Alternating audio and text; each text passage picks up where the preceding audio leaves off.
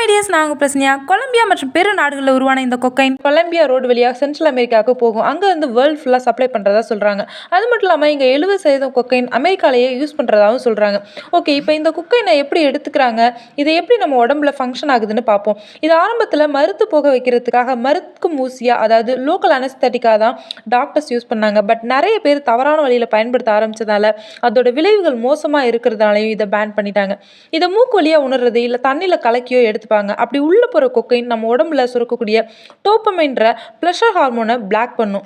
அதாவது நம்ம உடலில் சுரக்கக்கூடிய ஒவ்வொரு செயல்பாட்டுக்கும் காரணம் நம்ம உடம்புல சுரக்கக்கூடிய ஹார்மோன்கள். இது நம்ம சிரிக்கிறது, அழுகிறது, கோபப்படுறது, காயம் ஏற்படும் போது வலிக்கிறது எல்லாத்துக்குமே தனித்தனியான ஹார்மோன்களை சுரக்கும். இது டோட்டலாக கண்ட்ரோல் பண்ணுறது நம்மளோட மூளை. ஆல்ரெடி நமக்கு தெரியும், நம்ம உடம்புல இருக்க எல்லா நரம்புகளும் மூளையோட கனெக்ட் ஆகிருக்கும். ஸோ உடலில் எந்த பகுதியில் காயம் ஏற்பட்டாலோ நோய்கள் வந்தாலோ அதோட தாக்கம் கண்டிப்பாக மூளையில் இருக்கும்.